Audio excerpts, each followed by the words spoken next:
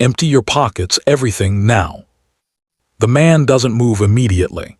He is sitting in a plastic chair in the narcotics processing room of the Delwood District Police Station in Memphis, Tennessee, and he has been sitting there for 22 minutes, and in those 22 minutes he has said almost nothing, which is itself a kind of precision. He has been counting. He has been watching. He has been doing, in this plastic chair in this processing room, exactly what he was trained to do in hostile environments where the wrong word at the wrong moment collapses everything. I said empty them. He reaches into his left jacket pocket and places a phone on the table, then his right, a folded receipt, a stick of gum. He sets each item down with the deliberate, unhurried care of a man who is managing something much larger than the room he is in. That's it. That's it. Detective Ray Purcell holds up the evidence bag, the one his partner retrieved from the floor of the vehicle they pulled over 40 minutes ago, the one that contains a clear plastic bag of white powder with a street weight of approximately 40 grams. He sets it on the table between them. Then you want to tell me how this ended up under your seat. The man looks at the bag. He looks at it with the same expression a surgeon uses when looking at an X-ray that confirms what they already knew was wrong. Then he looks up at Detective Purcell, and he says, quietly and without any visible agitation, "I want to tell you something, and I need you to hear it clearly. You have approximately 4 hours to reverse what you've started before this station becomes a federal crime scene. I am giving you that information now. What you do with it is your decision." Purcell laughs. It is a short, dismissive sound. His partner, standing near the door, doesn't laugh. He is watching the man in the chair with the particular stillness of someone who has just heard something that didn't land the way it was supposed to.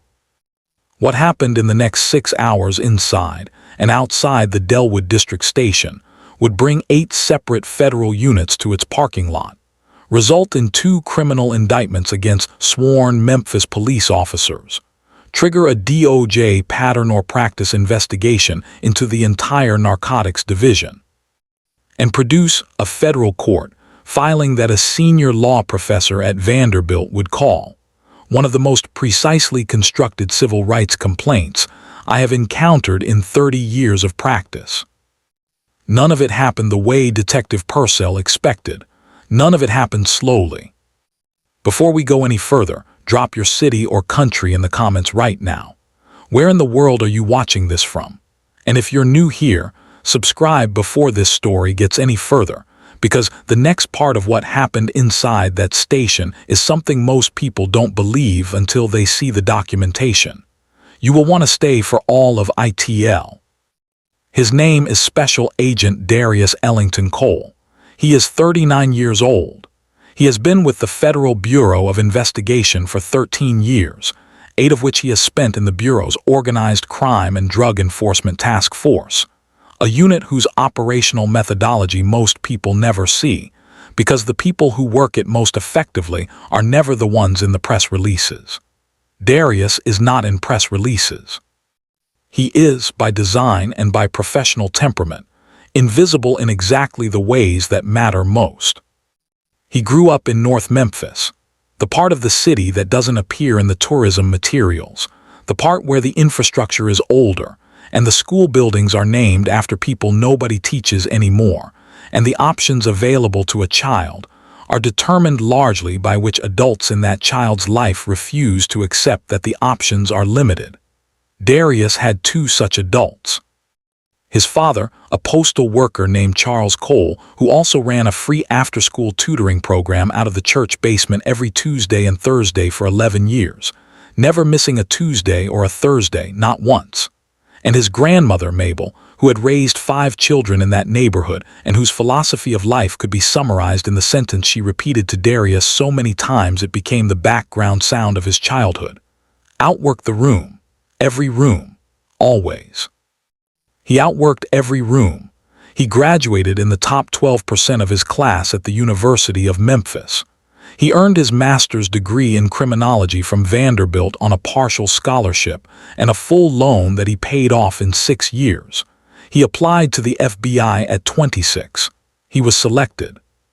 He went through Quantico and finished in the top 10% of his cohort in tactical assessment and in the top 5% in surveillance operations, which was the skill the Bureau would come to rely on most.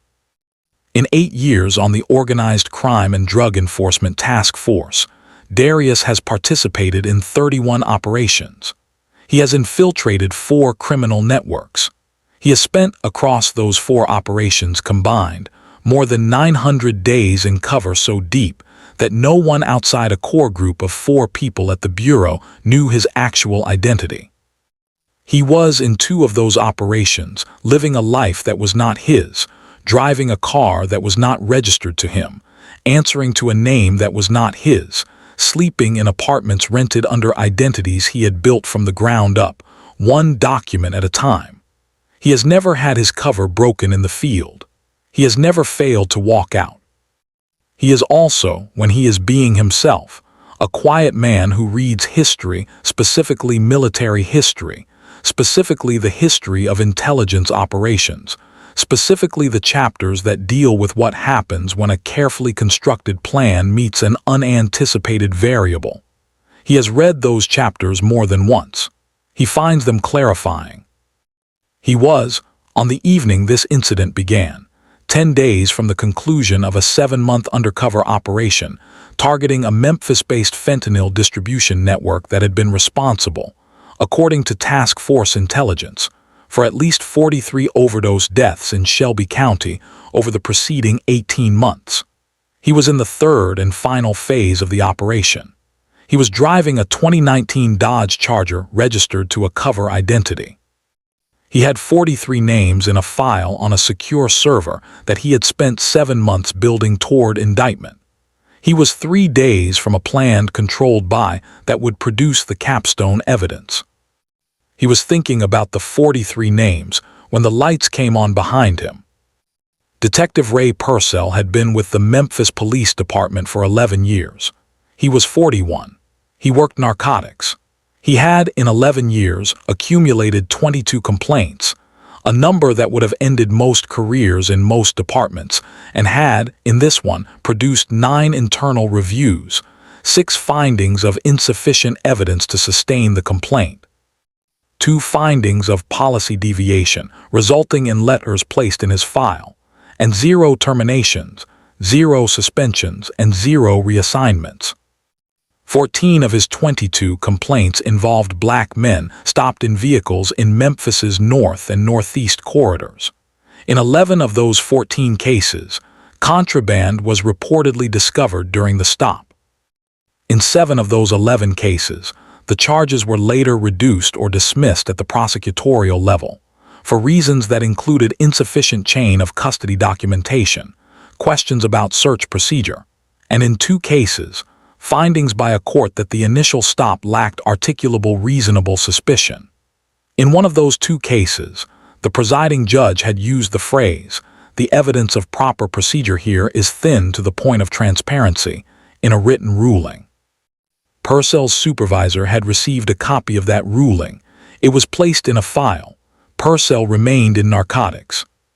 His partner that evening, Detective Sean Briley, had been on the force for 4 years. He had 2 complaints, both unresolved. He would later cooperate fully with federal investigators. His attorney would describe this decision as the best one he made in the entire sequence of events, and that description would turn out to be accurate. The pattern in Purcell's file was not a secret. It was documented, dated, signed, reviewed, and ignored 11 years of the same signature, over and over in the same jurisdictions, against the same demographic, with the same outcome. Every time the review concluded, Purcell went back to his shift. He remained on the North Corridor Narcotics Patrol. The stop happened at 9:47 p.m. on a Wednesday on a 4-lane road in the northeast part of the city. Darius was driving within the speed limit. He had not run a light. He had not changed lanes improperly. The dashcam from Purcell's vehicle, obtained later by federal investigators, shows the cruiser following the Charger for approximately 90 seconds before the lights activate. The 90 seconds produce no observable traffic violation. This is in the record. Darius pulls over immediately and correctly. He puts both hands on the wheel and leaves them there. Purcell approaches the driver's side. Briley takes the passenger. It is the standard two-officer vehicle approach, practiced, procedural, deliberate. What is not standard is what Darius sees when Purcell reaches the window. He has spent 8 years reading people in situations where misreading costs lives. What he reads in Purcell's body language in the first 4 seconds is not the energy of an officer who has pulled over a vehicle for a traffic matter. It is the energy of an officer who has already made a decision and is executing a plan. License and registration. Darius provides both. The license belongs to the cover identity. The registration matches. Everything on paper is clean because Darius has spent 8 years making sure everything on paper is clean. Purcell takes both documents back to the cruiser. He is gone for 6 minutes. When he returns, his energy has changed. There is something looser in it, something that in another context might read as satisfaction. "Step out of the vehicle, please." Darius steps out. He is calm. He is doing the specific internal calculus of a trained undercover officer who is trying to determine whether this is a random stop that has gotten complicated or something else entirely. He does not yet know which one it is. He needs more information. "We're going to do a quick search of the vehicle. You consent to that?" "I don't consent to a search. I'm asking what the legal basis for this stop was." "I observed a traffic violation." "What violation specifically?" Purcell doesn't answer. He signals to Briley. Briley opens the rear passenger door. The search takes 4 minutes. Purcell reaches under the driver's seat and removes an evidence bag. He holds it up. Darius looks at it. He knows with absolute certainty that bag was not in the vehicle when he got in it at 7:30 p.m. He checked the vehicle fully, professionally, the way he checks every vehicle he operates undercover before every single outing for 7 months. He knows the underside of that seat the way a pianist knows a keyboard. The bag was not there.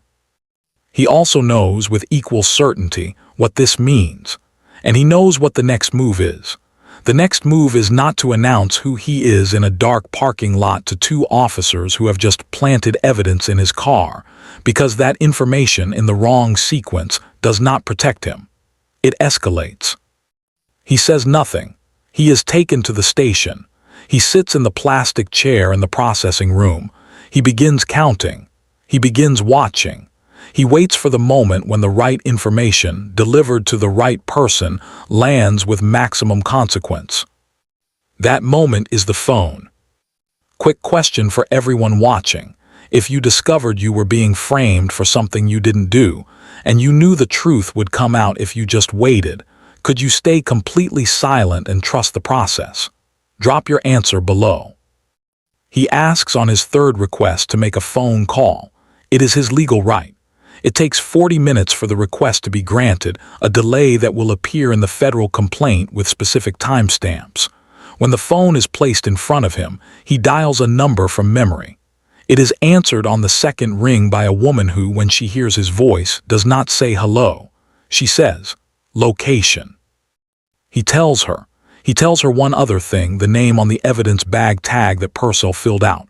He read it when Purcell set it on the table. He is a man who reads everything. He tells her the tag number. He tells her the name of the detective and the name of the station.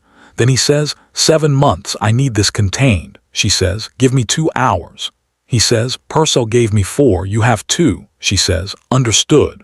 The call lasts 41 seconds. He sets the phone down. He folds his hands on the table. He waits. The first federal unit arrives at the Delwood District Station at 12:19 a.m., 2 hours and 31 minutes after the phone call.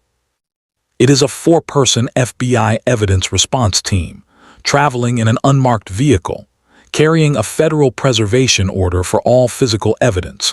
bodycam footage, dashcam footage, processing room audio, and intake documentation generated in connection with case number Dr. 4471W, which is the case number Purcell assigned to the arrest he made at 9:47 p.m.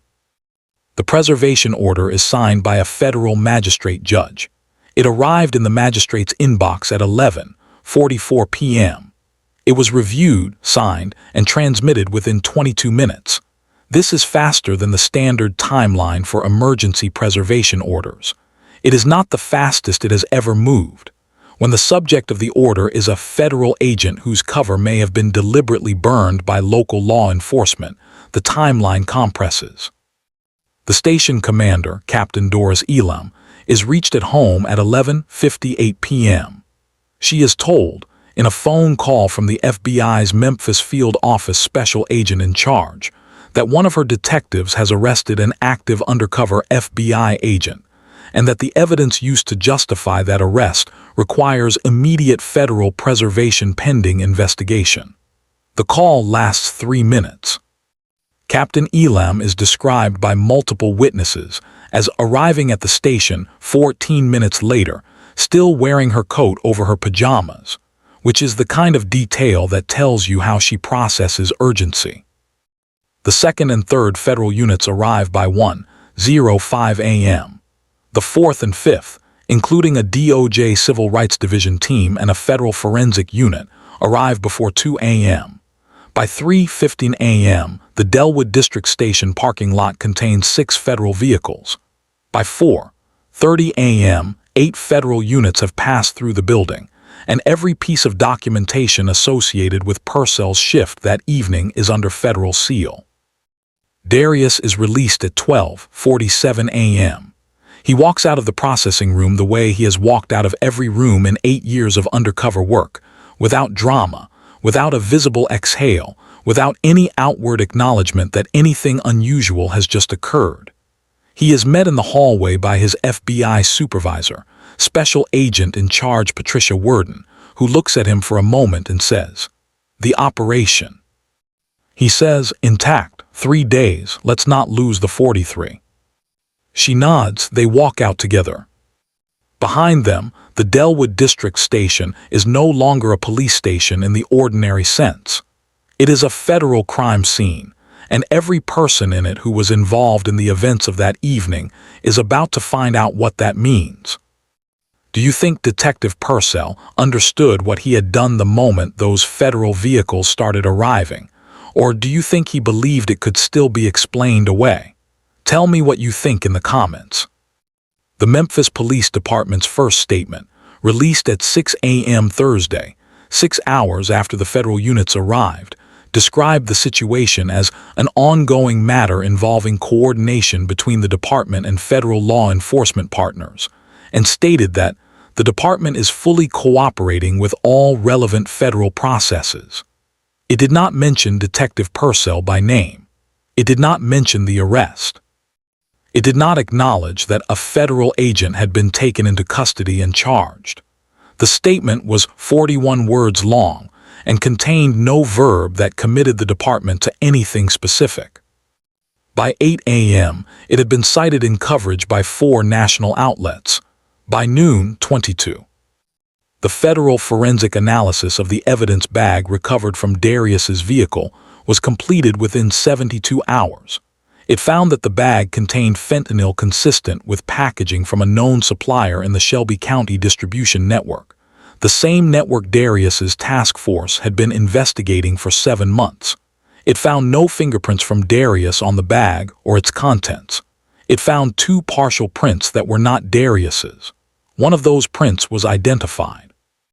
It belonged to an associate of the distribution network whose name appeared in Darius's investigative file. A name that Purcell, who had worked North Corridor Narcotics for 11 years, would have had access to through departmental intelligence databases. The forensic timeline established that the evidence bag had been introduced into the vehicle after Darius had gotten in and before the stop concluded. The dashcam footage from Purcell's vehicle, enhanced by the FBI forensic team, showed Briley at the passenger side of the vehicle for a period inconsistent with a standard search observation. Briley's own Bodycam showed a 12-second gap in footage that his equipment manufacturer's logs indicated was a manual interruption, not a technical malfunction. The 12-second gap became the center of the federal criminal referral. Purcell was indicted on charges of civil rights violation under color of law, evidence tampering, and obstruction of a federal investigation. Briley was indicted on charges of evidence tampering and obstruction. Both were suspended without pay the morning the indictments were announced. Both surrendered their badges and weapons.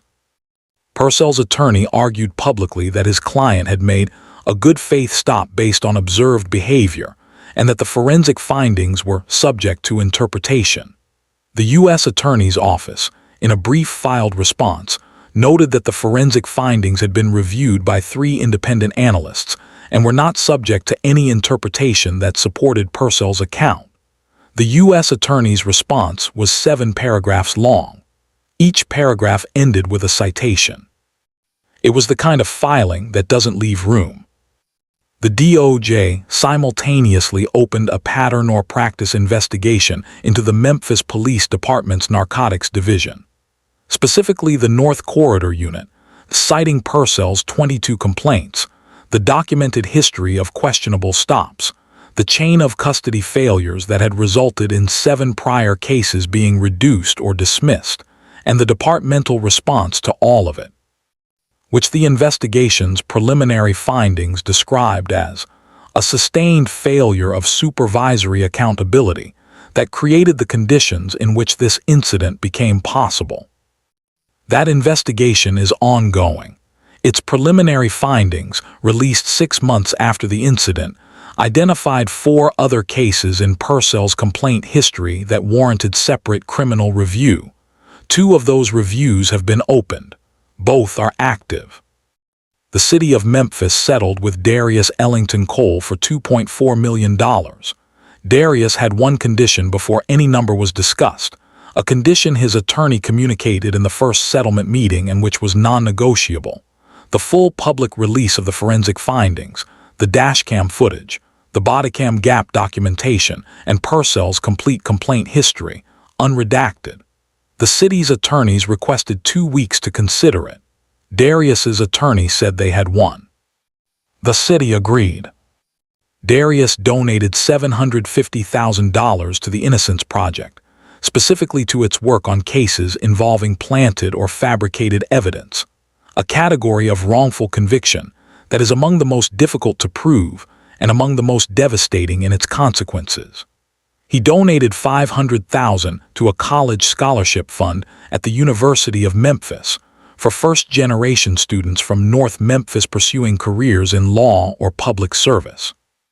The remainder established an anonymous fund, administered through a nonprofit whose board he serves on, that provides legal representation to defendants in Shelby County, whose public defenders identify evidentiary irregularities in their cases consistent with the patterns documented in Purcell's complaint history.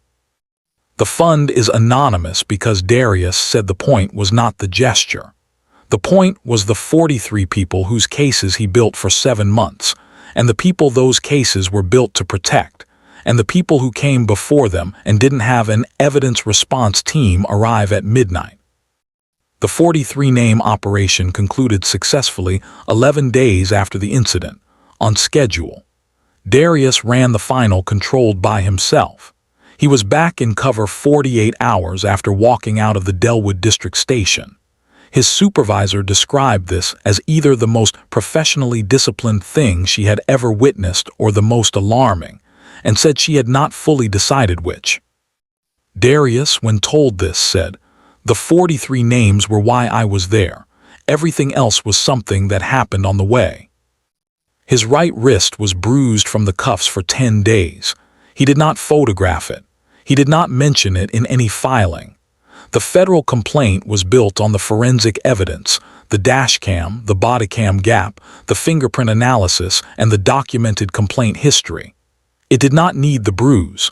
It was already the most complete document in the room. What Darius carries that doesn't appear in any document is the 47 minutes he spent in the back of that cruiser before reaching the station. The specific experience of being a person who has spent 13 years working inside the federal law enforcement system, who understands its architecture at a level most people never reach, and who sat in a police car with planted drugs in an evidence bag and understood, with complete clarity, that none of that would have mattered if he had been anyone else, that the architecture he had spent 13 years learning would not have saved a different person in that seat, that the phone call that triggered 8 federal units and a federal magistrate's signature at midnight required a number that most people do not have, required a supervisor who answered on the second ring, required a cover operation substantial enough that its protection was itself a federal interest, required, in the end, 13 years of building something impressive enough that the system had a reason to move fast. He has said this once in a conversation with his grandmother Mabel, who is 81 and still lives in North Memphis and who listened to the full account without interrupting, which is not her usual mode. When he finished, she was quiet. Then she said, "How many people sat in that same chair before you?" He said he didn't know the exact number. She said, "Find out." He said he was working on it. That is what the anonymous fund is. He is still working on it.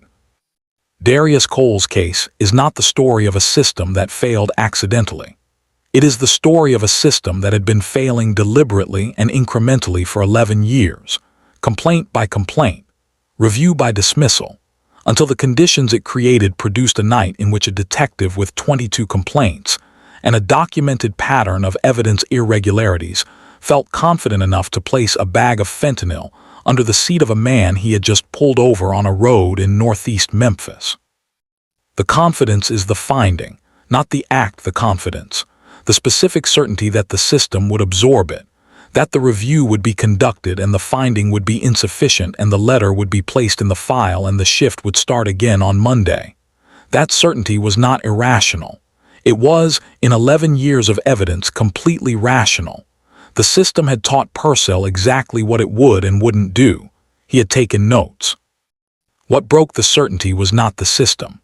The system, left to its own devices, would have reviewed case number Dr. 4471W and produced a finding and placed a letter in a file.